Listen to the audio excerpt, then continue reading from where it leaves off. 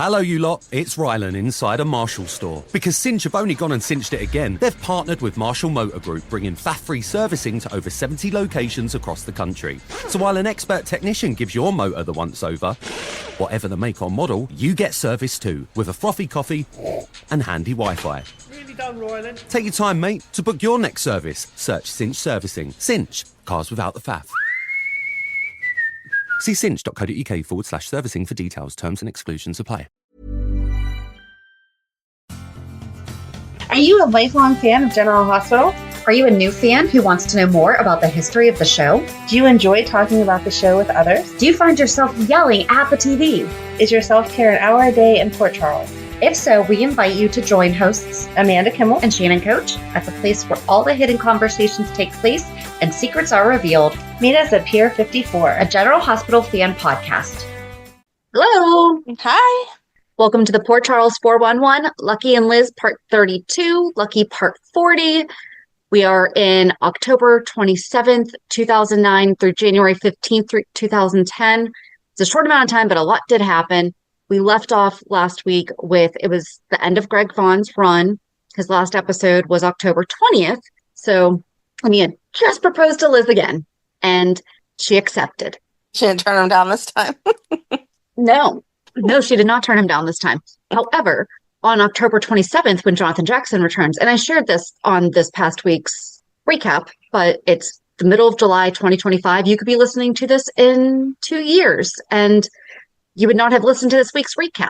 So in the opening scenes so the first scene of him coming back, he's sitting on the pier, and it does like the slow, I think he's walking, and then he winds up sitting on a bench, and then like they kind of do the slow scan up, and it says the role of Lucky Spencer will now be portrayed by Jonathan Jackson. And it's Luke comes to see him. But then they say it twice then, because then he goes and knocks on Liz's door, and I'm almost positive they do say it again. So I wonder if he didn't see. During the 411, or during the recap, you said that that's whatever they said it was when he was at the door. So they said, so maybe he didn't see her until the 28th, which actually, well, no, the 29th is when he came on. I think that would have been cool. And I'm sorry, I know it's 2 days, but like they should have waited 2 days for him to come back on the anniversary of his first episode. Yes. Anyway, that's just me being a nerd. So he knocks on the door, and you don't see that it's him, but you hear Liz, I'm coming, blah, blah, blah, blah, blah. And she's super excited, runs and opens the door, and there's Jonathan Jackson. And he just says, hi, remember me? And kind of like just like raises his eyebrows like, woo, woo. And then it cuts to, I'm imagining that it probably cut to the opening credits then, because there was definitely a break. Mm-hmm. And then she has like the cute little smile that she gets. And I feel personally it was Rebecca Herbst, like looking at Jonathan Jackson, like, I'm so happy you're back. I know she liked Greg Vaughn. I don't think that we ever heard anything about Jacob Young, but I know there was, I think, one interview she gave that she said something about like, she'd be okay if Greg Vaughn came back as Lucky. Not now. This was like years and years. It was probably after Jonathan left again. So, and she's like, I think I remember you. You're my fiance. And it was just so cute. Very cute. I love them. I know. So yes, there's a lot of it has a lot of police work in it this week, but also it kind of ties into, this is where it gets hard because like his involvement in his police work, it's kind of like Dante with Sunny, it's part of his story too. Right. But this is where we're going to get involved with Franco at some point. But we also, oh yeah, that's right. Last week's episode also started the Liz and Nikolas. Mm-hmm. Was that the first one that they were? Mm-hmm. I think so. I don't know. That's the problem with recording early. I know.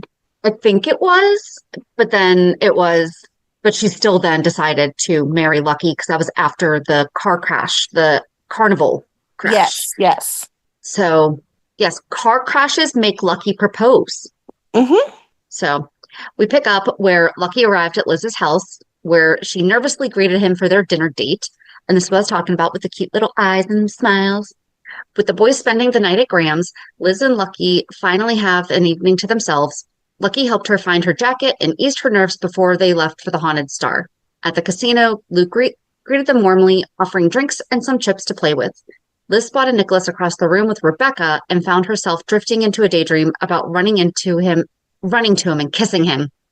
Realizing how risky that was, she told Lucky she wanted to spend the rest of the night quietly at home. Back at Liz's, their passion took over as they kissed on the couch. Lucky asked if she was sure, and Liz agreed she was ready to be intimate. And this is what I was talking about this time around. Like, they didn't have that. They didn't get to that point. And this time, they didn't get to that point either. But they had just recently been divorced in the past year. Mm-hmm. So I guess it was still at least more recent than the past 11, 14, But Liz's thoughts shifted again to Nikolas, and she abruptly pulled away, confessing that she loved Lucky but feared hurting him. She fled, leaving Lucky to call his mother for advice. Meanwhile, Rebecca ran out of money gambling at the Haunted Star, and Nikolas offered more cash, but Ethan warned Rebecca that Nikolas was trying to push her away. Oh, and this was also when they were finding out that Ethan was also their brother, and Tracy was questioning Rebecca's sincerity of being with Nikolas because she thought that there was something going on with Ethan. So a fight broke out between Ethan and Nikolas before Luke and Tracy intervened. Luke warned Ethan to keep his personal life out of the casino and reminded him of the long-standing Spencer Cassadine feud. Tracy promised to keep an eye on Ethan while Luke went looking for Nikolas. On the docks, Luke watched from the shadows as Liz and Nikolas embraced and kissed passionately. Later, Lucky waited at the pier for Luke, who arrived late and blamed a hangover. So you know what? The first scene must have been him showing up at Liz's door, and then this must have been the next day. That would make sense. Yeah. I saw, because it was Luke who came to greet him, and he was blaming a hangover. Cool. Luke suspected a call from Laura had rattled him, but it was Lucky who had spoken to her about Liz. Luke probed if Lucky had doubts about remarrying Liz. Lucky insisted the marriage was right for everyone, especially Cameron and Jake. Oh, especially the boys that aren't even biologically his. Okay. And that he'd moved past Liz's affairs and lies. Luke challenged him, asking if Lucky truly trusted Liz and if they shared the same life goals. Lucky admitted Liz didn't trust herself, but he wanted to build a family with her regardless of blood ties. Sensing his son's sincerity, Luke backed off. After Luke left, Nikolas approached Lucky. Lucky admitted his frustrations that Luke always seemed to see right through them, especially regarding Liz and her past. Nikolas asked if Lucky had any doubts about marrying her, but Lucky brushed off the question. Still, Nikolas suggested Liz might be holding something back. At the hospital, Lucky invited Liz for coffee, but she only had a short break. As he started to leave, Liz called after him, apologizing for running off the night before. She admitted she didn't understand what was wrong with her. Lucky had told Nikolas had filled him in, and Liz was terrified of hurting him again. Lucky reassured her that he didn't expect perfection. He wanted her with all her fears and flaws and promised to give her all the time she needed. I know. It's so like, come on, Liz. He's being so nice and so understanding, and you're being so dumb. At Claudia's party, Luke and Tracy observed the corrupt mayor with Alexis. Tracy teased Luke's gruffness, but Luke revealed his real worry, Lucky risking everything for a third chance with Liz. Tracy said love makes people stubborn, and Luke admitted Lucky might be deluding himself. Back at the police station, Jason tried to convince Lucky to let him go, warning that Claudia's fate might rest on his freedom. Mac interrupted, ordering Lucky to release Jason. Lucky struggled with the uncertainty of the situation, knowing that families sometimes drove people into desperate acts. And Jason appreciated Lucky's willingness to help, even if Mac blocked it. Liz bumped into Nikolas at the hospital. He updated her on Lulu's condition and suggested they visit Lulu together to keep things normal. Luke watched closely as Liz and Nikolas interacted while Tracy and Ethan arrived. Ethan grudgingly acknowledged Dominic's, aka Dante, but he was undercover as Dominic. Wow. His role in saving Lulu. Later, Luke advised Ethan to be cautious with Rebecca and Nikolas, fearing the Spencer family was headed for another disaster. See, he was even trying to... No, I guess he really wasn't protecting Nikolas there. Never mind. At the police station, Liz found Nikolas waiting to talk to Lucky about her. She was uneasy with Nikolas's involvement, especially since Lucky frequently sought his advice. Liz was there to drop off a family drawing Cameron made. Nikolas glanced at it and walked away without comment. And this was Tyler Christopher. Jason gave his statement about Claudia's disappearance. and Lucky's odd questions about his favorite colors and music masked the seriousness beneath. Lucky pressed Jason on his actions after release and hinted that he knew more than Jason admitted. Despite Jason's silence, Lucky revealed they had evidence tying Claudia to a murder plot against Sunny, though her death complicated the case. Jason believed that Claudia would be forgotten, but Lucky warned the truth would surface eventually. At General Hospital, meanwhile, Nikolas followed Liz into a supply closet and locked the door behind them. Their kisses turned intense and they froze when Mayor Floyd stopped Lucky right outside. The mayor demanded to know why Sunny hadn't been arrested for Claudia's murder. When Lucky explained the lack of evidence, Floyd lashed out, threatening Lucky's job and questioning his integrity. Lucky fired back, questioning the mayor's own ethics. The mayor stormed off after Lucky hinted the mayor's attendance at Sunny's party was just political opportunism. Rebecca arrived just then, praising Lucky for standing up to the mayor and reminding him of how tough he had been with her when she confessed to being a con artist. Lucky admitted seeing Rebecca and Nikolas repair their relationship gave him the courage to propose to Liz, words Nikolas and Liz overheard while in the closet. Later, Sam told Jason Lucky had called, wanting her to come to the station to share her story about the cabin incident. Sam was determined to get her facts straight because Lucky knew when she wasn't being truthful. Liz felt heavy after hearing Lucky's conversation with Rebecca. She told Nikolas they had to stop the affair, and Nikolas agreed, promising to call her, but she told him not to. Dude, let's break up. Cool, call you later. No. When Liz left the closet, she immediately ran into Lucky, who noticed her tears and begged her to tell him the truth. Overwhelmed, Liz admitted she had been sleeping with Nikolas, and Lucky was stunned to hear it started the same night that she accepted the proposal. Before the moment could sink in, Nikolas appeared. In a sudden flash of anger, Lucky drew his gun and shot Nikolas. Boom, boom, boom. I'm not sure why Liz chose that moment, to be honest. Like, she had so many other opportunities than in the middle of the hospital, but okay. Just wait. At the hospital, Liz imagined telling Lucky about the affair, picturing him pulling a gun and shooting Nikolas. Okay. Back in reality, Lucky confessed he felt like he was pushing her for answers she wasn't ready to give. When Liz didn't respond, he asked if she was okay. She brushed off her dark thoughts and blamed her shaken state for nearly losing a patient. Lucky sensed her fear of losing him, promised he wasn't going anywhere. Liz admitted she couldn't imagine life without him. Well, that's funny, because you were just in a closet, said differently. Lucky insisted they'd always find their way back to each other. She was the only person he truly trusted. Though Liz looked uncomfortable, Lucky didn't notice. Lucky revealed he'd arranged for Audrey to watch the boys so he could take Liz out after her shift. After Lucky left, Nikolas approached Liz at the nurse's station. Both were upset by what nearly happened in the supply closet. When Liz asked why they couldn't stop, Nikolas said simply, "Because we can't." Later at the Haunted Star, Lucky confronted Luke over noise complaints. Luke dismissed the charges, teasing that Lucky was betting everything on his relationship with Liz. Lucky insisted his wasn't gambling and brisked at Luke's advice, given his own troubled marriages. Luke admitted his worry for Lucky, which Lucky accepted as love, even if he wished his father would just be happy for him. Lucky left the citation and fines on the bar and walked out. I feel like if you are on the docks and you have like a gambling license and stuff like that, like you know what the noise ordinances are and you're respecting those, or you'd get shut down really quickly. But okay. Oh, yeah. Nikolas showed up at Luke's request, and Luke confronted him about the affair with Liz. Luke warned Nikolas to stop or tell Lucky the truth. When Lucky and Liz entered, Luke warned Lucky that sooner or later he'd figure things out. Nikolas deflected, challenging Luke's own past betrayals and accusing him of hypocrisy. The brothers clashed over loyalty and past mistakes, trading barbs about family and honor.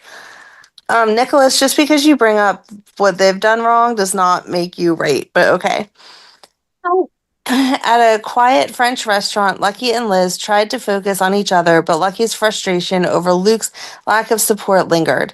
Liz wondered if they were making a mistake, but Lucky was sure they weren't.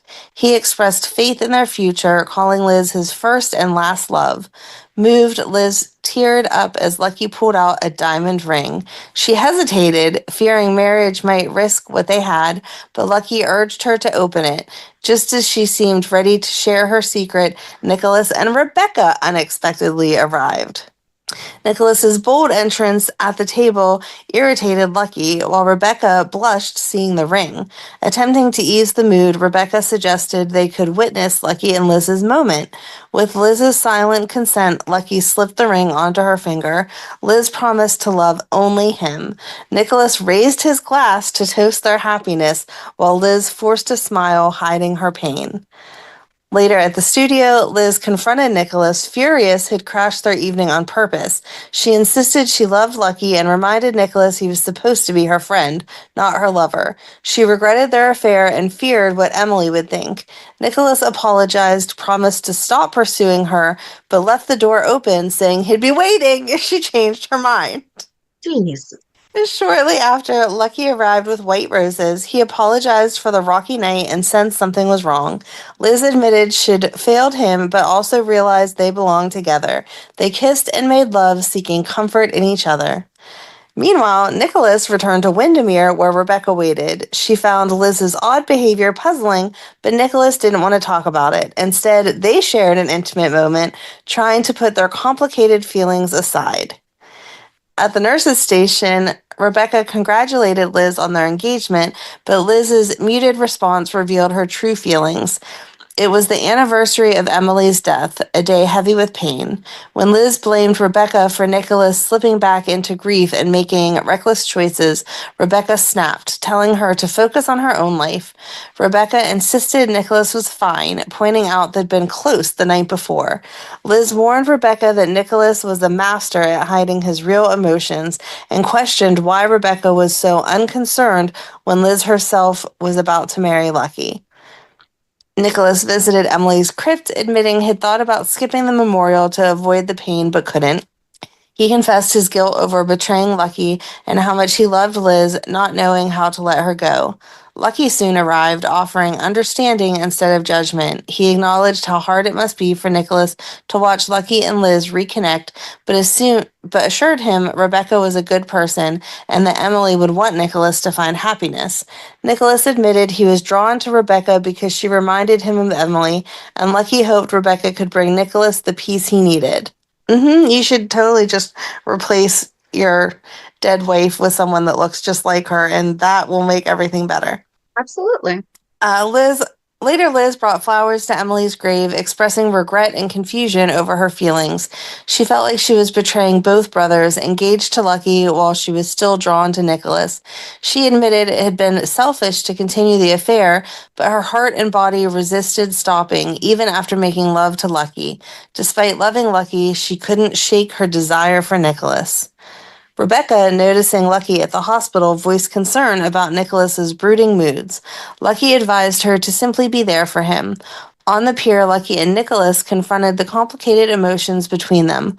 Lucky shared his hope that Nikolas could find happiness with Rebecca, just as he had with Liz. Nikolas, struggling, wished Lucky well before they parted. Nikolas stopped by the nurse's station, claiming he was there for a board meeting, but couldn't hide the awkwardness between him and Liz. Monica joined them, offering congratulations on Liz's engagement and recalling the deep bond they all shared with Emily. After Monica left, Liz and Nikolas exchanged a bittersweet glance. Luke later called Liz to the Haunted Star, surprising her by revealing he knew about her affair with Nikolas instead of wanting to discuss his relationship with Lucky. Meanwhile, Lucky met Maxie on the docks, probing about Sunny's actions the night Claudia disappeared. Maxie claimed she hadn't seen anything unusual, but Lucky sensed she was holding back. He pressed gently, noting her avoidance and denial, warning her she might be called to testify. At Crimson, Maxie's sharp focus impressed Spinelli as she pushed hard for the upcoming art gallery event, a key moment for her career and the magazine's future. Back at Wyndemere, Nikolas expressed doubts about Rebecca hosting a dinner to celebrate Lucky and Liz's engagement. He worried others might question Rebecca's motives, but Rebecca insisted she just wanted to show Lucky gratitude for always treating her fairly, even after everything she had done. At the Haunted Star, Luke confronted Liz about her affair with Nikolas, revealing that he had seen them kissing on the piers. Liz apologized, but Luke wasn't there to judge. He had made his own mistakes. When Liz asked what he intended to do, Luke said nothing, at first nothing, but then he decided to talk to Nikolas. He found Nikolas too caught up in justifying himself to do right by Lucky. Liz admitted she had tried telling Lucky about the affair, but couldn't bring herself to hurt him again. Okay, if you can't bring yourself to hurt him again, stop sleeping with his brother. Stop doing the action that's causing the hurt. Luke insisted Lucky deserved the truth. Okay, if that kiss had been the end and nothing else had happened afterwards, she could at least tell Luke, listen, that was it. We're done. Right. Nope. I don't want to hurt your son anymore, but I'm going to sleep with his brother tonight. Yep. Liz promised that she would never be with Nikolas again and begged Luke to let her tell Lucky himself. After Liz left, Luke called Lucky. At the casino, he warned Lucky that Liz wasn't being honest with him. Lucky, frustrated, insisted that they had a therapist for guidance and told Luke to keep his doubts to himself. Luke urged Lucky to look more closely at his relationship with Liz. Lucky, determined, rejected his father's skepticism and stormed out. Later, Liz confronted Nikolas at Wyndemere about Luke knowing the truth. Nikolas admitted he hadn't wanted to use that as an excuse to contact her, but okay, that's when you do contact. Right. Jeez, oh man. But confessed a part of him wished Lucky would find out. Liz asked what he wanted from her. She wished to feel for Lucky what she felt for Nikolas. Nikolas didn't answer, lost in thought as Liz walked away. Meanwhile, Lucky confided in Jason that he planned to step down from the Claudia case because of the conflict of interest, promised whoever took over would pursue the evidence thoroughly. At Kelly's, Liz ordered a picnic lunch, planning a hiking trip with Lucky. Okay, my first thought reading that sentence is, and then she's going to push him off. Right. I watch way too many true crime things. Nikolas arrived just as Liz mentioned her plans, leading to an awkward exchange. Rebecca then appeared, publicly affectionate with Nikolas, frustrating Liz. Rebecca hinted at a surprise for Nikolas at Wyndemere, unaware of the undercurrents between Liz and Nikolas. Liz pulled Nikolas aside and admitted she was glad Rebecca had something planned for him, hoping it helped him move on. Nikolas challenged her to say she was happy for him, but she couldn't. Their heated exchange ended with a kiss until Robin arrived and accused Liz of cheating on Lucky, threatening to support Lucky if he sought custody for the kids. Liz snapped back to reality when Sam called her name. Liz apologized for judging Sam in the past and offered a sincere apology, though Sam didn't respond. Sam later asked Jason about his talk with Lucky. Jason praised Lucky's role as a father, while Sam expressed doubt about Liz's feelings for Lucky, surprising Jason. As Liz and Lucky prepared for their picnic, Lucky shared he might have to arrest Jason, but was stepping down to avoid the conflict. He reassured Liz that their past mistakes were behind them, and forgiveness freed them both. Settling on a blanket, Liz thanked Lucky for the day, hinting at something precious she wished for but wouldn't reveal. Lucky noticed the property they picnicked on was for sale and imagined raising their boys there. He proposed buying it and building a home, confident they'd find a way. Liz suggested selling her house, but worried about using Jason's money. Lucky insisted it was their life and journey. At Wyndemere, okay, at that point, then you just ask Jason, okay, you bought me this house. Right. Is it okay if I sell it and use money to build a bigger one with my husband? And your child. At Wyndemere, Nikolas told Rebecca he couldn't be with her because he loved someone else, implying Emily without her name. Rebecca admitted she knew but refused to accept it. Though she cared deeply for Nikolas, he insisted that she was better off without him. Rebecca left hurt but silent. Back at the property, Liz embraced the idea of starting fresh and Lucky promised to ask his family about renting out the Spencer home. As Liz shared home plans, Lucky smiled, enjoying the vision of their future together. Later, Liz found Nikolas in her living room with a brandy snifter. He asked if she felt for Lucky what she felt for him. Liz admitted her feelings scared her. Nikolas confessed the same and acknowledged Lucky was the best man for her. Despite the confession, Liz returned his kiss instead of rejecting him. On the piers, Lulu confided in Lucky her fears about Dominic, wishing she had the courage to risk love like Lucky and Liz. When Lucky visited Liz's house, he unknowingly interrupted Liz and Nikolas just before they could make love. They scrambled to get dressed as Lucky knocked. Nikolas slipped out the back door unnoticed. Inside, Lucky apologized for letting himself in, but quickly focused on their plans. He noticed Nikolas's cufflinks on the floor, which Liz hid with her foot. Lucky shared he checked the cost for building on the property and believed it was doable. Liz worried about finances, but Lucky was optimistic, even suggesting asking Nikolas for a loan. Liz rejected the idea, wanting to keep Nikolas out of their plans. Lucky had been sensing a shift in Liz when Nikolas was around. She told him Nikolas had been unraveling since Emily's death, a comment that echoed what Lucky had overheard at Emily's crypt, though he had believed Nikolas was making progress. Liz wondered if Rebecca was behind the change, noting Nikolas had been less than honest than Lucky realized. Lucky admitted that their relationship looked stable on the surface, but Liz insisted Nikolas had been lying if he said things were going well. Before Liz could explain more about her complicated feelings for Nikolas, Lucky's pager interrupted. He had to investigate a shooting. The crime scene suggested something different from Jason's usual style, especially since one victim, Joey Limbo, had been strangled after being shot, an unnatural and deliberate staging. Sam quickly supported Lucky's view that Jason wouldn't act that way, so they were allowed to leave for an art show, but Lucky reserved the right to ask Jason more questions later. Thanksgiving brought a quiet family gathering for Lucky and Liz with Audrey, Leslie, and the kids. Luke, uninterested in the warmth of family, chose to spend the day with the Quartermains. Ethan and his sister Lulu soon arrived, adding to the crowd. Meanwhile, Liz met with Diane to discuss selling the house Jason had gifted her, hoping to use the proceeds to start fresh with Lucky. Diane reassured her there was no rush and that Jason would willingly help financially. Liz, however, rejected the idea of taking money from Jason or anyone else, determined to keep their future independent. Nikolas appeared shortly after having seen the for sale sign. He offered to help with whatever they needed to buy the dream home. Liz, frustrated and defensive, rejected his offer sharply. When Lucky arrived, Liz feared he would accuse her of taking money from Jason and Nikolas after sleeping with both. Nikolas stepped in, clarifying that Liz had refused his help, and Liz took responsibility for her harshness towards Nikolas. Later, Liz confessed to Lucky that guilt over accepting money, even the offer, had caused her to lash out. Lucky was understanding and suggested postponing their plans. Liz kept the for sale sign in place, but insisted on starting fresh with him. Robin stopped by to review oversight committee duties, but immediately sensed Liz was troubled. When Liz hesitated to open up, Robin revealed she knew about Liz's affair with Nikolas, through Nikolas himself. Mortified, Liz feared Robin's judgment. Robin reassured her that she was a good person caught in a complicated situation and asked how the affair had started. Liz described the initial kiss with Nikolas, something she had never experienced before, how it unsettled her deeply.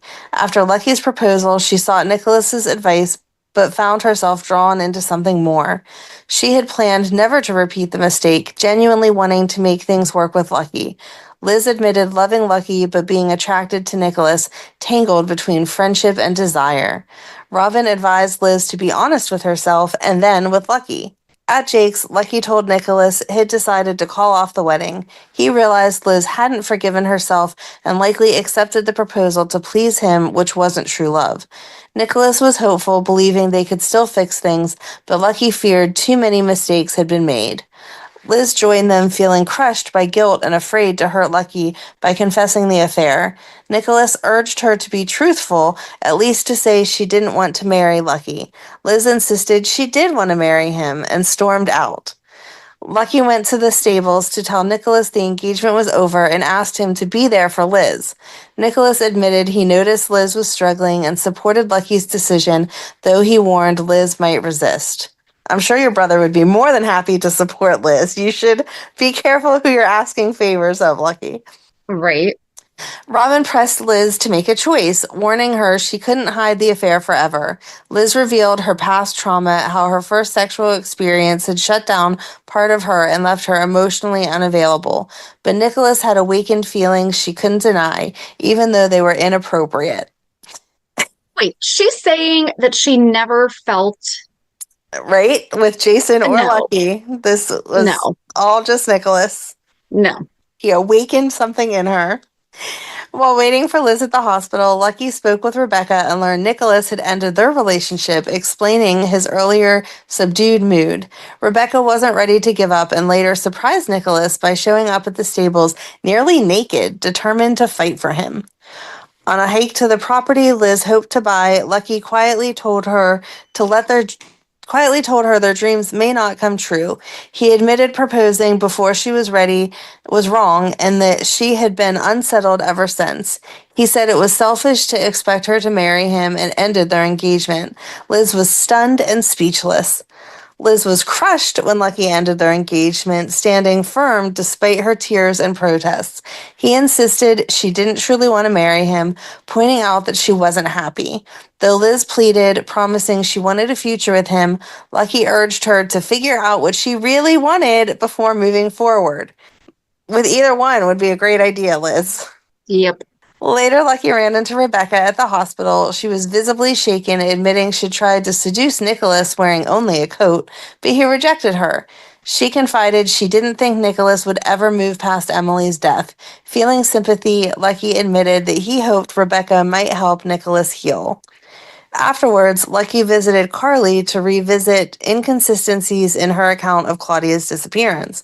When Michael entered and demanded Lucky back off, Lucky noted Michael referred to Claudia as dead, not missing, raising new questions. Meanwhile, Liz confronted Nikolas at Wyndemere. He revealed he knew Lucky was ending the engagement and suggested it was for the best. Liz insisted she wanted to marry Lucky and had told him so, baffling Nikolas, who wondered why she kept hiding the truth. He challenged her to kiss him to prove she didn't want him. If she did and then left, he'd stay away. Really? Because she's asked you to stay away like 1,700 times, and every time you're like, I'll call you later, I'll see you later. Yep. Rebecca arrived at Wyndemere and overheard Nikolas and Liz making love in the turret room. Shocked, she left without confrontation. Later, Liz told Nikolas what they did was wrong, again, and vowed to marry Lucky, wanting the life Lucky offered. She believed her feelings for Nikolas would fade if they stayed apart, but Nikolas wasn't convinced and urged her to be honest with herself. Liz insisted on denying those feelings and slammed the door behind her. Rebecca, drinking at the Haunted Star, told Ethan she'd learned from Nikolas's rejection and saw both Nikolas and Liz as manipulative. She withheld what she'd seen but accused them of being phonies and users. Nikolas, meanwhile, wished Lucky well but admitted he worried about what Liz was hiding. Lucky visited Ethan, shared concerns over Rebecca's upset state and her harsh words about Liz and Nikolas. Why can't Nikolas just tell Lucky what's going on? Like, why can't you be a good brother? Man up here. Right. Lucky has a gun. When Rebecca shows up at Liz's home uninvited, she makes a pointed scene, telling the kids a story that mirrored the turret room betrayal, heightening Liz's discomfort. Liz tried to keep the boys safe as Rebecca threatened to expose her. At the Haunted Star, Luke expressed worries about Lucky marrying Liz, comparing it to standing on train tracks before a freight train. The conversation turned explosive when Ethan attacked Nikolas, forcing everyone to intervene. Luke confronted Nikolas about his silence and his dishonesty, but Nikolas ignored him, instead answering a tense call from Liz, who was distraught after a confrontation with Rebecca. Back at Liz's, Rebecca taunted her with harsh insults, calling her a betrayer and questioning her choices. Liz refused to back down, reminding Rebecca of her own troubled past and defending herself as a mother. Rebecca threatened to reveal the affair to Lucky, vowing that by night's end, he'd know the full truth. After Rebecca stormed out, Liz called Nikolas, warning him that Rebecca knew of their affair and planned to tell Lucky. Exhausted, Liz later fell asleep on the sofa, haunted by a nightmare where a judge awarded custody of Cameron to Lucky and Rebecca, and Jake to Jason and Sam. We don't just partner swap. That's not how this works. Just because you break up Nikolas and Rebecca doesn't mean Rebecca automatically goes to Lucky. I mean, why not? If Liz is with both brothers, maybe Rebecca wants to be too. She woke to find Cam. But here's the thing, too, is that Jason is still very much on board with Jake being protected and not being his son. So he would have approved Lucky to maintain custody. And it doesn't have to be couples. Single parents can have custody. Yes. So Lucky could have just taken both boys and that been the end of it. Yep. She woke to find Cam beside her, worried by her tears. Holding him close, Liz admitted she'd made mistakes but promised everything would be okay and that she loved him, even if she didn't feel she deserved that love. Meanwhile, Nikolas drove through Lucky's neighborhood and left a voicemail asking Lucky to call him back. As he reached to end the call, his car suddenly jolted. He had hit Rebecca, who was hurt badly but conscious. She accused him of doing it on purpose to stop her from revealing the truth to Lucky and vowed to tell him everything when she could. Edward visited Liz, presenting a photo of Liz and Emily. He admitted he had another reason for coming by, to understand why Liz hadn't embraced Rebecca, who he saw as a blessing. Liz confessed that Rebecca's presence disturbed her, feeling Rebecca was exploiting their shared grief over Emily.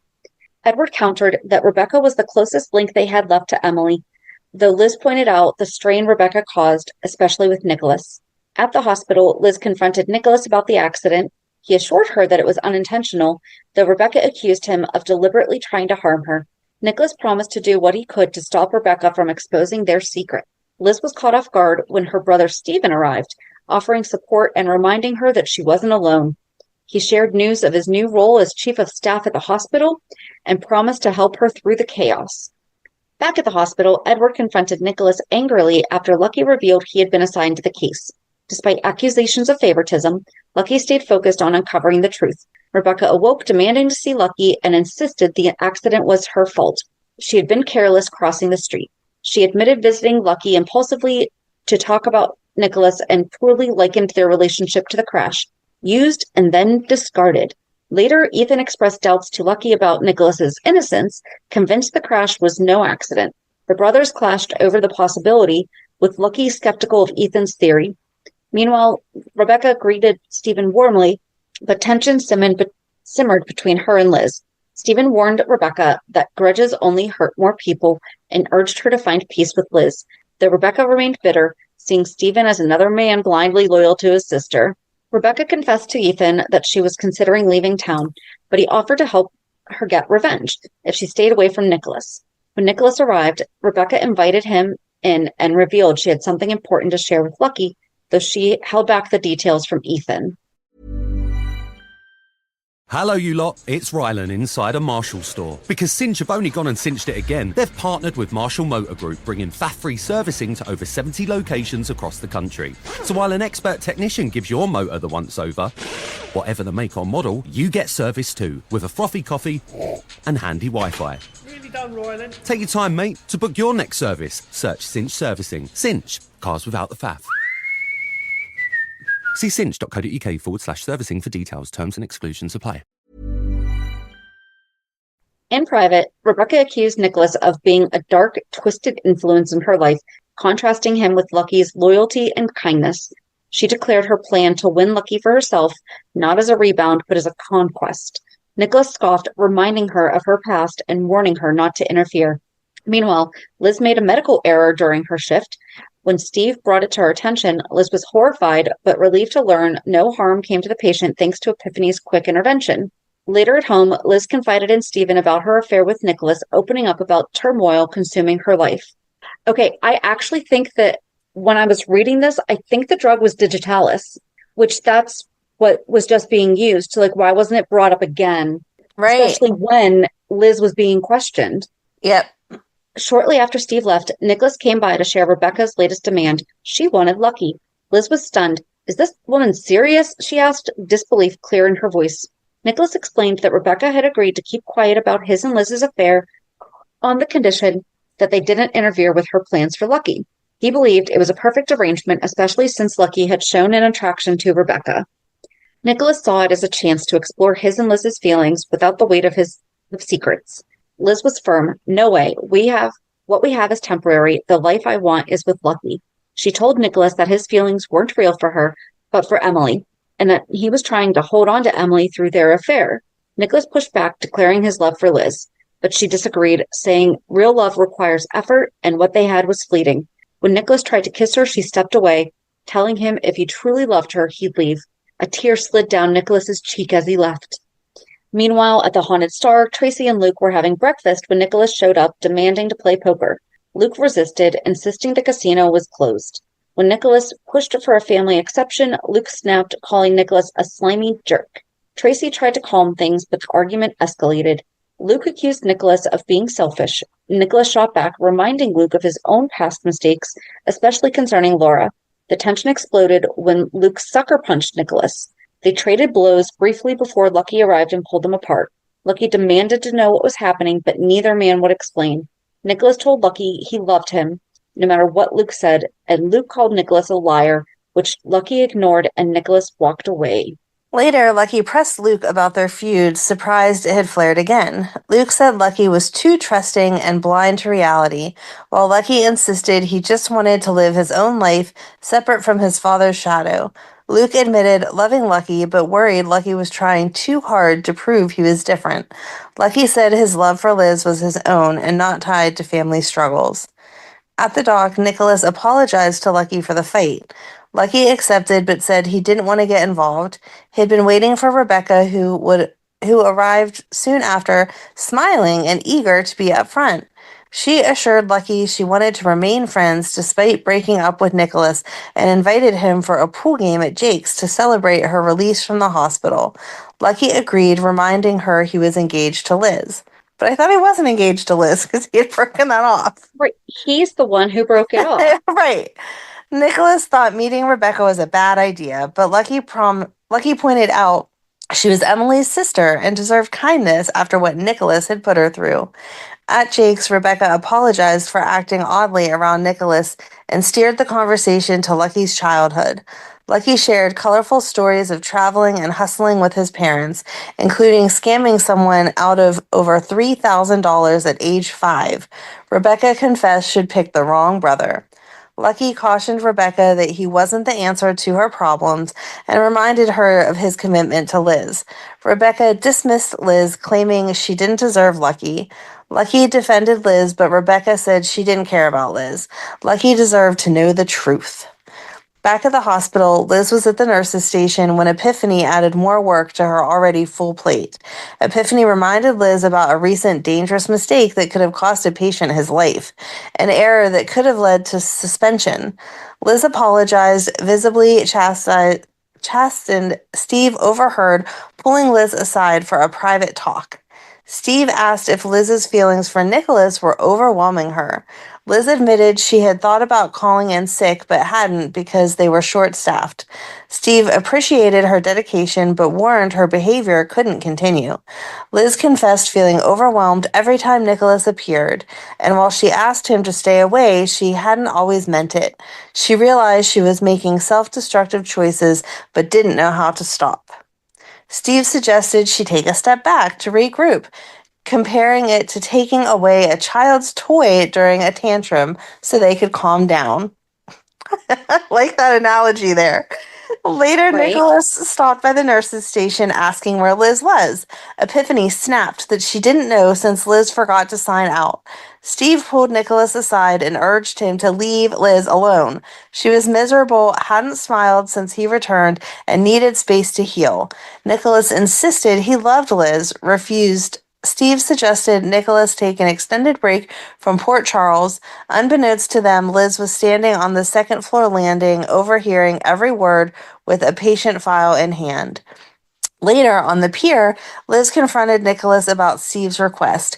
She seemed uneasy hearing her brother talk about her behind her back. The moment passed when Nikolas told her Rebecca had followed through on the threat to seduce Lucky by inviting him to Jake's. Liz was furious, convinced that Rebecca's plan was to spill everything to Lucky. At Jake's, Rebecca tried to warn Lucky about Liz, saying Liz would be scared if she knew they were spending time together. Lucky urged Rebecca to be direct, and she apologized for hurting him before. Liz walked in. Liz had come looking for Lucky to help pick out Christmas trees for Audrey, Steve, and herself. Rebecca scoffed at the weak excuse, and Lucky admitted it sounded off. He could tell Liz was uneasy, which supported Rebecca's claim that Liz didn't want them talking. Nikolas showed up as Lucky demanded answers. Liz stuck to her story, but Rebecca questioned the timing. Why would Liz want to shop for trees on the same night Lucky and Rebecca were together? Liz snapped at Rebecca, surprising Lucky, who reassured Liz she had nothing to fear from Rebecca. I mean, that is a little odd out of nowhere. I'm just going to show up at the bar and be like, let's go Christmas tree shopping. Right. Nikolas cut through the drama, accusing Rebecca of trying to start something with Lucky to get back at him. Rebecca laughed it off, but Lucky used the moment to explain the deep bond between himself, Liz, Nikolas, and Emily, a connection Rebecca had unknowingly stepped into. Liz then revealed the painful origin of their friendship, her brutal rape. She shared how Audrey had given her a red dress for Valentine's Day and a bracelet from Steve had been lent to her, thinking Liz was going to the dance. But after Lucky canceled their date, Liz went out alone and was attacked in a quiet park. Lucky found her injured and cared for her ever since. The attacker had whispered not a word, a chilling detail that helped Emily and Nikolas bring him to justice. The next Valentine's, Lucky and Liz declared their love in a small church before Emily and Nikolas rescued them from a blizzard. They spent the storm together, deepening their friendship and love. Nikolas and Lucky looked back wistfully, wishing they could relive those moments. Lucky dreamed of renewing their vows one day, and Liz loved the idea. Rebecca, moved to tears, announced she was leaving Port Charles, finally feeling she understood Emily through their story. After Rebecca's departure, Lucky asked Nikolas if he had regrets. Both Nikolas and Liz agreed it was time for Rebecca to move on. Lucky invited Nikolas to join them for Christmas tree shopping, but Nikolas declined, weighed down by his feelings for Emily. Lucky encouraged him to believe love would come again. Liz exchanged a meaningful glance with Nikolas as they left. That's a lot to happen for a night at the bar. Let's just go through this whole story, and Rebecca goes from she's going to seduce Lucky to, okay, I'm leaving town. Bye, see ya. Maybe their bars don't close as early as ours do. Maybe. I don't know. I mean, I guess this was pre-COVID, so they would have stayed open later. I don't know. At the tree lot, Lucky and Liz found the best trees gone, except for one weird tree with 2 points at the top. Lucky explained it was a sign of good luck, a tradition from Grandma Laura about Santa leaving extra presents under unusual trees. Liz loved the story and Lucky. She told him he was perfect for her. Meanwhile, on the Haunted Star, Luke and Ethan played cards discussing Rebecca's sudden departure. Luke tried to convince Ethan to attend Lucky's party, but Ethan insisted he wouldn't go without Luke. They agreed to leave it to chance. Back at Lucky's, Liz, Cameron, and Jake arrived before the party. Cameron was excited about the tree and asked if they could stay the night. Liz suggested writing Santa a note to let him know they'd be together next Christmas, which Lucky loved. As Liz entertained the boys, Lucky noticed Ethan's arrival with presents and jelly beans. He wondered if Ethan had spoken to Luke, who didn't plan to attend despite Tracy's encouragement. Lucky sensed something was troubling Luke and promised Liz he'd check on his father soon. Later, Nikolas and Spencer arrived late, with Spencer demanding a kiss under the mistletoe, though Liz kissed Spencer instead of Nikolas. Lucky found Luke alone on the Haunted Star. Over coffee, they reminisced about Christmas in Paris and Luke's hope for Lucky, Liz, and the boys to spend the next holiday there. Lucky cherished his childhood memories, but embraced the miracle in his present life, his sobriety, his peaceful time with Ethan, and the home he and Liz were building. All he wanted was for Luke to be part of their Christmas. At Lucky's, Ethan read A Christmas Story to the kids while Lulu placed Laura's angel atop the tree. Everyone turned as Luke and Lucky entered. Tracy kissed Luke, and Lucky set the angel on the tree. Cameron waved up at it, a quiet moment of hope and family warmth. Aww. A few days later, Michael's reckless driving drew the attention of a police officer who quickly suspected alcohol. Though Michael denied drinking, his smug attitude and evasive answers only escalated the situation. The officer asked him to take a breathalyzer test, but Michael scoffed, implying the officer just wanted to meet his quota. As the officer prepared to arrest him, Lucky arrived and stepped in. Calmly, the officer greeted him calmly, and Lucky offered to take over. The officer, trusting Lucky's judgment, let him handle it. Once they were alone, Michael accused Lucky of using the traffic stop as an excuse to question him about Claudia's disappearance. But Lucky brushed that aside, steering the conversation toward something deeper, Sunny. He told Michael that he saw more going on beneath the surface, something self-destructive. Michael denied it, insisting that his relationship with Sunny was solid. Lucky gently pushed back, sharing that he too had grown up worshipping a complicated father. He knew how it felt to love someone who didn't always live up to the pedestal they were placed on. Michael's frustration bubbled over. He didn't want to be compared to Lucky, and he certainly didn't want to hear any criticisms about Sunny. But Lucky wasn't attacking. He was trying to reach him. He told Michael that he could smell the alcohol on his breath and believed that reckless driving was no accident. Lucky suspected Michael was subconsciously acting out, trying to punish Sunny in the only way he could, by hurting himself. Michael laughed it off, asking if their therapy session was over. A short time later, Michael walked through the door at home to a chorus of voices yelling, "Surprise!" The joy in the room evaporated the second everyone saw Lucky standing behind him. Carly, confused and instantly weary, asked what was going on. Michael was defiant and turned to Lucky and invited him in to tell him the truth. Lucky did, and he told them that Michael had been pulled over for drunk driving. Sunny and Carly were stunned. Sunny, trying to keep things under control, thanked Lucky for not hauling Michael in. Lucky didn't let it slide. He reminded them that drunk driving was deadly and pointed out that BJ had been killed by a drunk driver and that Jason's entire life had been altered for the same reason. His words hit hard, but they needed to. Later that evening, Lucky was at the station when Mac asked if he had any New Year's Eve plans. Lucky didn't until Liz arrived. She walked in with a spark in her eyes and a surprise plan just for him. With a grin, she pulled out a blindfold and told him to trust her. Intrigued, Lucky let her guide him to the car. Liz drove them to Jake's, which was closed for the night. But inside, the lights were low, the music soft, and a feast of cheesy fries and ribs waited for them.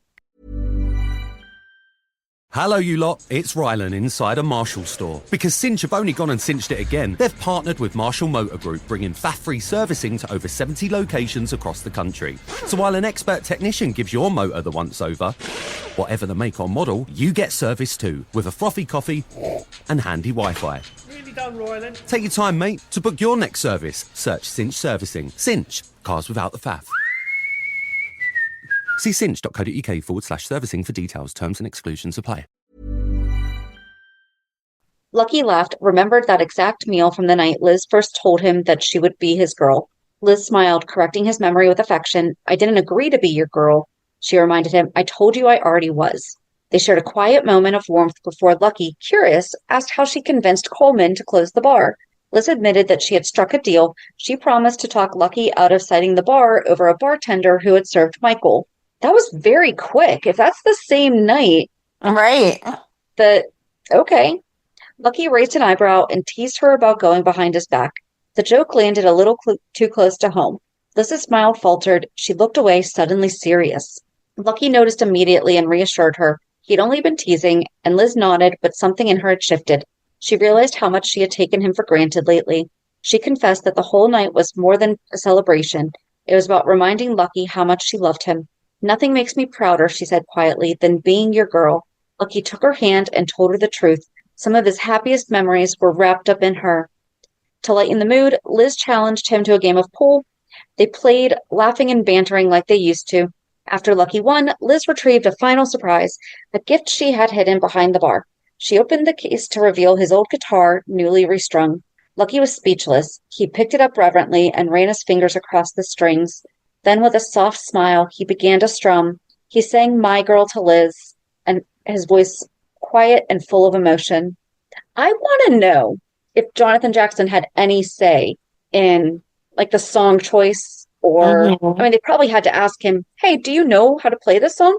Right. But also how this whole scene went. I know that, we've talked to other actors that they don't really get that, but I feel like when you bring something in like this, you kind of need to. I don't know. The two of them alone in the bar, surrounded by the ghosts of their pasts and hope for the future, held on to that fleeting moment of peace. The next day, peace gave way to chaos. Jason called Lucky to meet at McCall and Jackal Investigations. When Lucky arrived, Jason shocked him by asking to be arrested for Claudia's murder. Lucky was stunned, but listened as Jason explained that Franco had taken Sam and he needed a way to move undetected. The fake arrest would draw attention away and give Jason the chance to catch Franco off guard.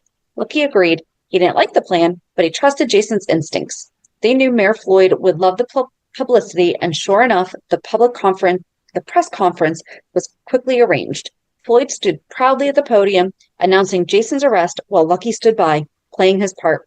Once the camera stopped rolling, Lucky brought Jason into a side room, uncuffed him, and admitted with a smirk that the mayor had jumped the gun. Jason was grateful Lucky hadn't had to lie, just bend the truth. After Jason slipped out the back, Mac approached Lucky, demanding answers. Lucky gave him nothing but a vague explanation. It had been a favor. You don't want a cop to be, oh, it was just a favor. I just let him go. Right, exactly. I owed him one. For murder. I arrested him for murder, but it was no big deal. Mac handed Lucky a police file from New York, Franco's record, and commented dryly that it seemed to be Lucky's day for favors. With a pointed warning that he didn't want any surprises blowing up in their faces, Mac walked off, leaving Lucky alone with the file and the weight of everything it represented. Before he had time to process the contents, Sonny arrived at the station. An officer offered Sonny a seat, unfortunately, at Lucky's desk. As soon as he was left alone, Sonny leaned in, pulling the file towards him just enough to glimpse what was inside. When Lucky walked in, he immediately caught him in the act. Sonny feigned innocence, claiming the file had been left open. Lucky let it slide, not because he believed him, but because there were bigger issues at play. He asked what Sonny really wanted. Sonny admitted he was there for Jason. He was frustrated that Jason hadn't called or made contact after the arrest and demanded to know what was going on. Lucky, still playing it close to the chest, gave nothing away. The cover story was intact for now, but Sonny's suspicions were growing. Meanwhile, tensions between Dominic and Sonny continued to build. After learning Dominic had been spotted at the station more than once and had given his number to a cop, Sonny demanded answers. Dominic tried to play it off, said it was about his relationship with Lulu, but Sonny's trust was cracking. Dominic finally confessed that Lucky had questioned him about Claudia. He insisted he hadn't given anything away, but the damage was done. Dominic worked to calm Sonny's doubts, framing as it was an awkward byproduct of dating Lulu. Sonny didn't fully buy it, but he let it drop for now. Later, chaos unfolded at the Jax residence when Jax returned home to find the front door open and Carly missing.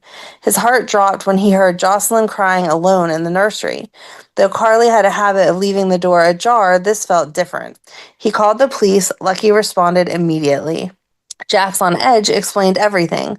Lucky began to coordinate a response, but the situation shifted quickly. Jason had already found Carly and brought her home. Lucky canceled the APB, but his mind was still racing when Michael and Morgan arrived. Jax told them the basics. Carly had been kidnapped but was now safe. When Michael suggested calling Sonny, Jax shot the idea down, already overwhelmed by the fallout. Moments later, Carly and Jason walked in. There was a mix of relief and unease. Carly tried to move the conversation to another room, but Jax was too angry to let it go. Jason explained that Franco had taken Carly to get his attention because of their connection. Jax erupted. He accused Jason of once again dragging Carly and the kids into his world. Carly defended Jason, but Jax refused to back down. He demanded that Lucky launch a full-scale manhunt for Franco.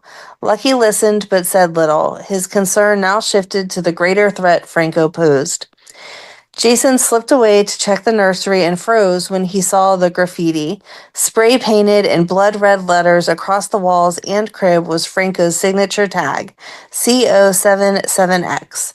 Lucky joined him a moment later. Both men stood silent, absorbing the message left behind. Lucky broke the silence first. "What happened?" he asked, not as a cop, but as someone personally invested. Jason turned to him, clearly rattled, and asked where he should start. Lucky didn't raise his voice. He didn't throw blame. He simply said, "Start with what happened after I put my badge on the line for you." The weight at that moment was enormous, not just for the danger Jason had brought into their lives again, but for what it meant for Lucky, who was once again standing at the edge of the storm, trying to shield the people he loved. That night, Lucky returned home exhausted, still haunted by the sight in the nursery and the growing sense that Franco's reach was far from over. He found Liz in the kitchen waiting up for him. The moment she saw his face, she knew something was wrong. "Franco?" she asked softly. Lucky nodded. He took Carly. Jason got to her in time, but he left a message. Liz pulled him to sit beside her. "Is everyone okay?" "For now," Lucky said, barely above a whisper, "but this guy isn't going away." She reached for his hand, but he hesitated. I saw that crib, Liz, that spray paint. It's burned into my mind. All I could think was, what if it was Jake? Liz's breath caught in her throat. She squeezed his hand tightly now. He's safe. We're all safe.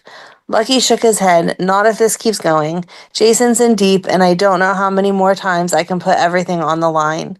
Liz understood. She didn't try to fix it or offer false comfort. Instead, she stood walking over to the guitar still resting in the corner from the night before and gently placed it in Lucky's lap. Then play something, she whispered, even just for me. Lucky looked at her for a long moment, then began to strum, tentatively at first, then steady. The sound filled the quiet space between them, and for a few minutes the shadows outside didn't feel so close. But Franco was still out there, and morning was coming. Isn't it weird that, I mean, I know we know that this was James Franco, but Yes. he kidnapped Carly, who Roger Howarth Franco had a relationship with, Right? and almost married Yep. after he kidnapped her. And and other than Lucky, he's our favorite person with Liz. That is true. We're just as messed up as Liz is, apparently. We just don't get recasts. True. We don't get that. We don't get like the same kind of person, just a slightly different. I wouldn't want that though. That'd be weird. That would be weird. The next morning, Liz arrived at the hospital early, determined to distract herself with work. Epiphany took notice and made a rare approving comment. Steve joined in with light teasing, but Liz's focus was unshaken. She had made a decision, and it showed. That clarity was soon tested when Nikolas arrived. What started as a conversation about hospital business quickly turned personal.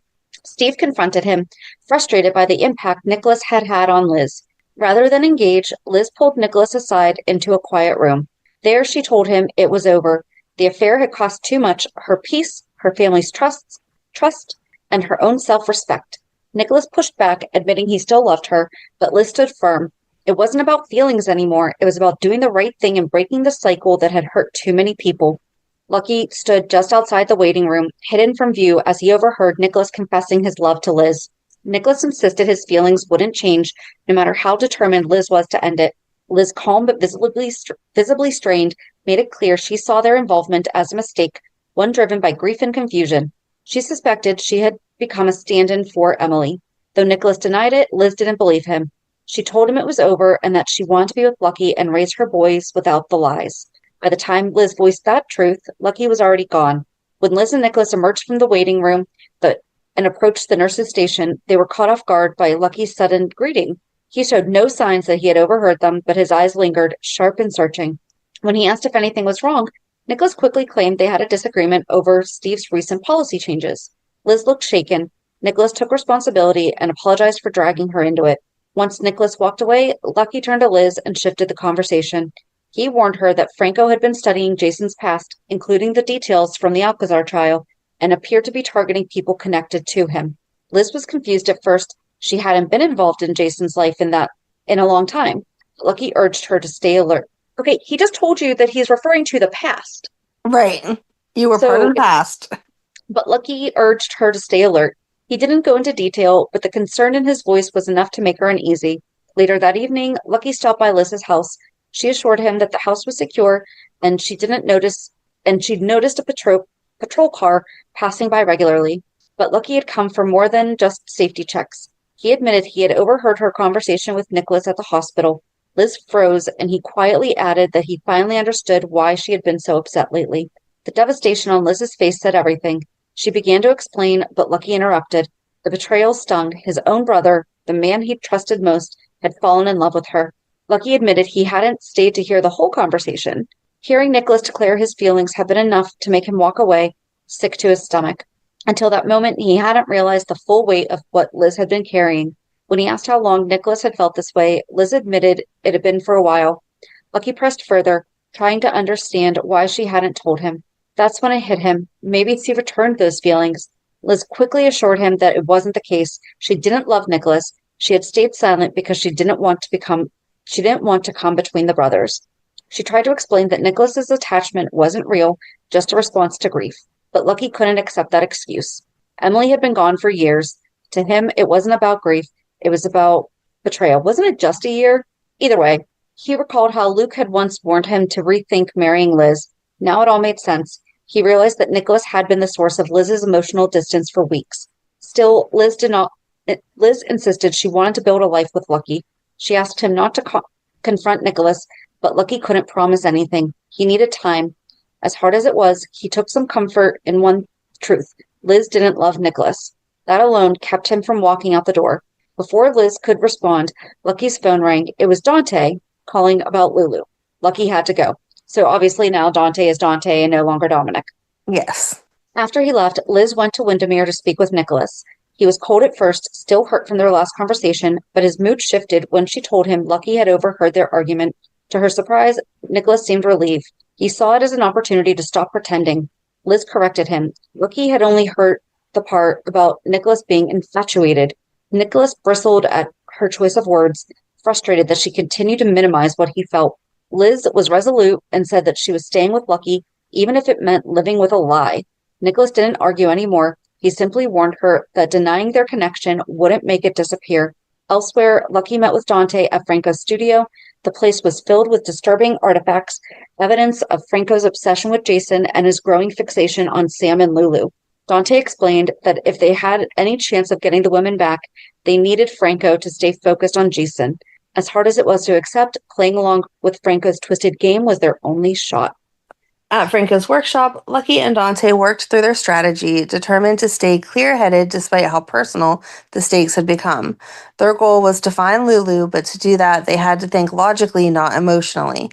While scanning the workshop, Dante spotted a piece of chalk, a strange item among the remnants of explosive materials. He suggested that Franco might be recreating crime scenes, not just staging shock value displays. Lucky agreed and proposed they review a murder file from a previous case tied to Franco's earlier arrest.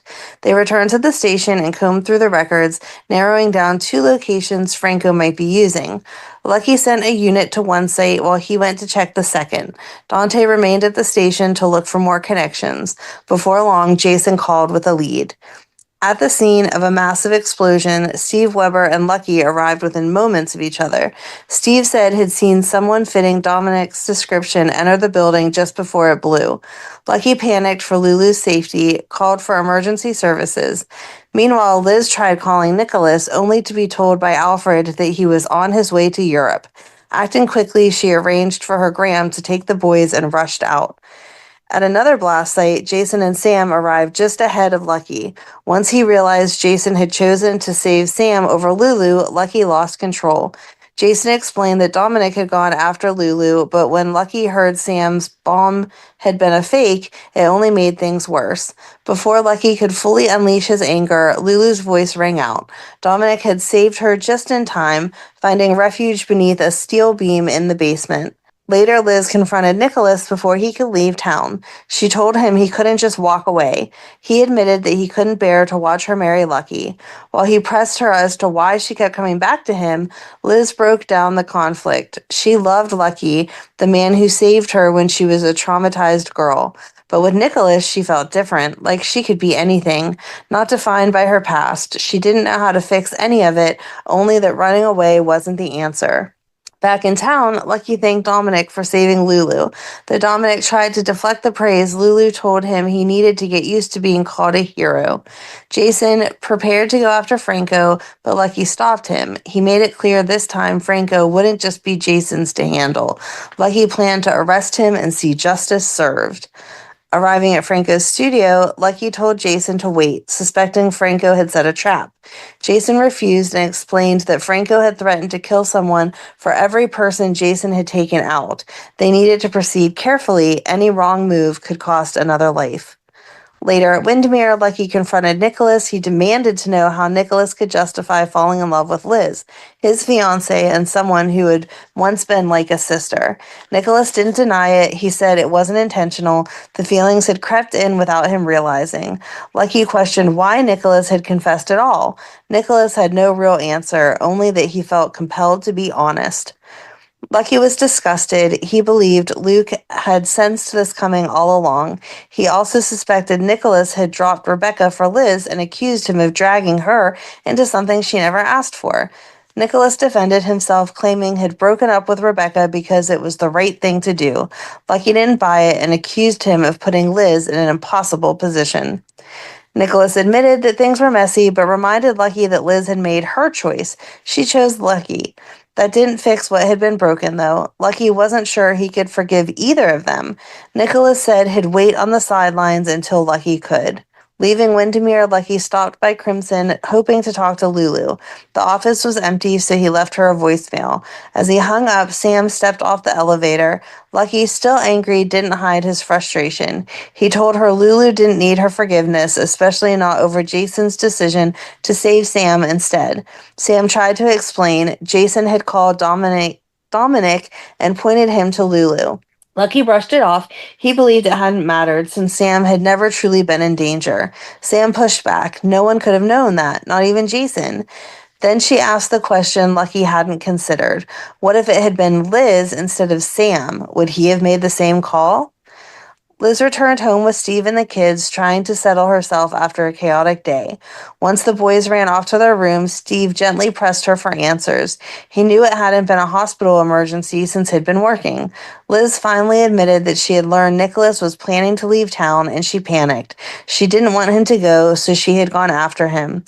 She confessed to Steve that she'd been pretending she had everything under control, but the truth was she constantly felt overwhelmed. She'd always believed women caught between two men were weak, but now she felt like she was living proof of that stereotype. Liz said she hated what she was doing to everyone involved, especially because Nikolas was still grieving Emily and vulnerable to emotional missteps. Steve reminded her that she was always the one taking care of others and asked who she leaned on. Without hesitation, she said Lucky. But even as she said it, Liz couldn't understand how she could be so in love with Lucky and still fall in love with Nikolas. Steve was relieved she was finally being honest with herself. He urged her to stop labeling her feelings as mistakes and start seeing them for what they were, real and complicated. He called her Peanut, a childhood nickname which made her smile for the first time in a while. They reminisced briefly about their childhood, including a memory where Steve had let 6-year-old Liz steer his car to cheer her up. That moment of control made her feel powerful, and Steve pointed out that maybe it was time for her to take control of her own life again, rather than letting fear dictate her choices. He reminded her that there were 3 people involved in the situation, and even Lucky bore some responsibility. Liz insisted she wanted to marry Lucky, but Steve told her that keeping secrets was hurting everyone. When she asked how he would feel if he were in Lucky's position, Steve revealed that he had faced a similar situation. One of the reasons he left Memphis. He hadn't come back just for the job, he returned for family, and he hoped Liz would see that telling the truth was the only way to move forward. Later, Jason approached Lucky and apologized for hiding his past with Liz. He expressed his respect for Lucky and his deep gratitude that Jake was being raised in a loving home. Jason said the events with Franco had shown him how much safer Jake was with Lucky. Lucky reassured him that he loved Jake as his own son, always had, always would. Lucky returned to Crimson to check on Lulu and make peace with Sam for the earlier blow-up, but as the conversation shifted, deeper wounds surfaced. Lucky brought up the months Lulu had known the truth about Jake's paternity but stayed silent. He asked if there was anything else she might be hiding now, worried that she was still protecting him from truths she thought he couldn't handle. Lulu denied it, but Lucky had one more question. Did she know that Nikolas was in love with Liz? The news stunned her. She asked where he had heard that, and Lucky told her he overheard Nikolas tell Liz himself. He felt deeply betrayed, and Lulu was equally thrown. She insisted that Nikolas didn't stand a chance with Liz because Liz loved Lucky. At Liz's house, Nikolas came by to talk. He admitted that when Liz asked him to stay, it gave him hope. Lucky's confrontation had made it clear that Liz had downplayed their relationship. Nikolas told her he now realized Liz had made it seem like his feelings were one-sided. Liz admitted she hadn't told Lucky the full truth because she couldn't. Doing so would only cost her the life she had worked so hard to build. Nikolas reminded her that she had also said she loved him. He couldn't continue pretending that it didn't matter. Liz said she wanted to be with Lucky and raise their family, but Nikolas pointed out that their relationship was now built on lies. He believed Lucky deserved more than that, more than a woman torn in two. Liz insisted she didn't want to hurt anyone, but she still wanted the life she had envisioned with Lucky and the boys. Nikolas said wanting it wasn't enough when her heart fully wasn't in it. Liz tried to ask him to leave, but Nikolas refused. He told her feelings like theirs don't just disappear. He brought up Emily and recalling how her lies to Xander, pretending to love him when she didn't, had left lasting scars. He didn't want Liz to do the same thing to Lucky. Liz didn't argue. She admitted that looking at it objectively, Lucky did deserve better, but she couldn't imagine her life without him. Lucky had saved her after her rape. Nikolas gently pushed back that was gratitude, not love. And deep down, he didn't believe Lucky would want to be with her if her only reason to stay was out of obligation. It's been 16 years. She was not with him and married him how many times just because of his quote-unquote rescue. Right. Liz and Nikolas stood quietly in the turret room, and the weight of their emotions were hanging in the air. Nikolas was candid about his feelings. He was deeply in love with her. Liz didn't deny her own feelings for him, but made it clear she was also in love with Lucky and intended to marry him. The conflict in her heart was evident, and Nikolas's frustration grew as he grappled with the reality of the impossible situation. Meanwhile, Lulu found Liz at the hospital, determined to confront her. Liz had planned to check on a patient, but Lulu insisted their conversation couldn't wait. Lulu had heard from Lucky that Nikolas's feelings for Liz ran deeper than anyone suspected. Though Liz tried to shut down the conversation, Lulu pressed on, explaining that Lucky's concern wasn't about Liz, but about how this tangled situation was affecting him. Lulu worried that history was repeating itself with Nikolas, just as it had with Jason years before. Liz insisted their situation was different, but though the question caught her off guard. Lulu believed Liz had sent mixed signals to Nikolas, leaving them both in a confusing and painful mess.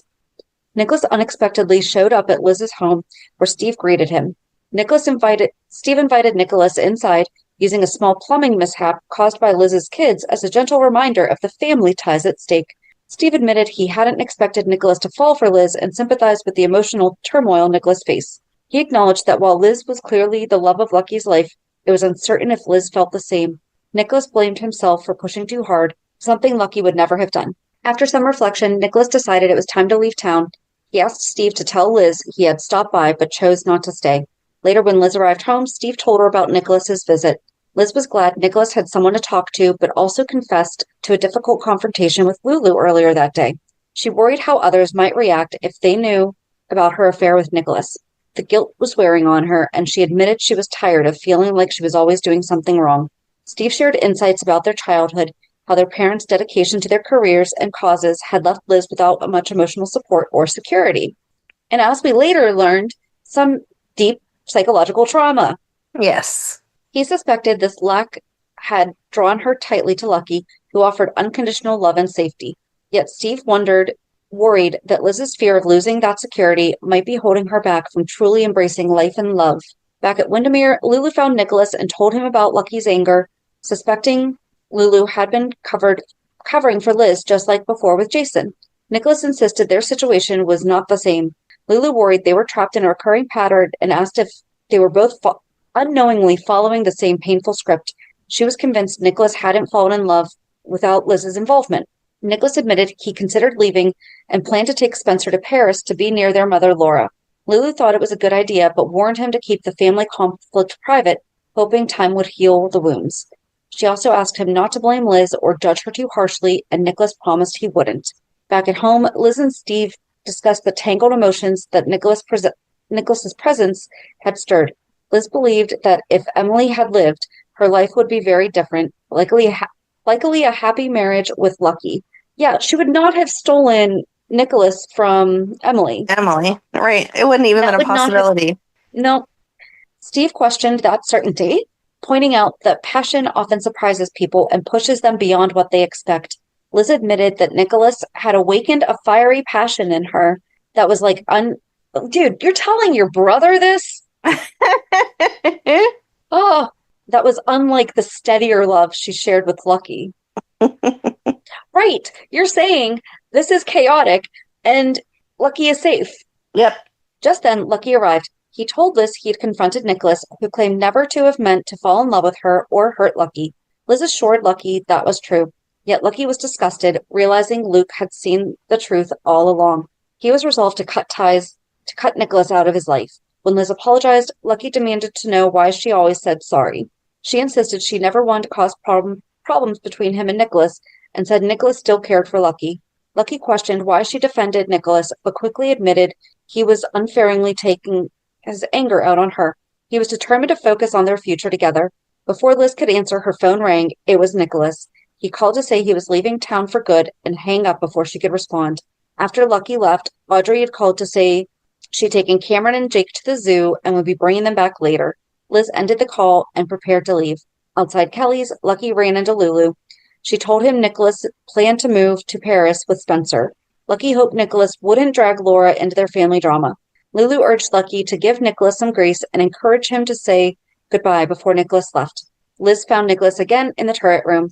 He shared his plans to fly to Paris with Spencer and told her not to punish herself for what happened, that she deserved a good life with Lucky. Liz wishes things could have been different. In a desperate moment, Nikolas asked her to run away with him and start fresh somewhere new. Yes, because we're just going to ditch the kids too, right? We're not going to wait for Audrey to bring them back from the zoo. Right. Liz looked at him with sadness and refused, but gave him one last hugging kiss on the cheek before walking away. Nikolas reached for her hand. After a brief hesitation, she returned to his embrace. Lucky arrived and found Alfred closing up Wyndemere.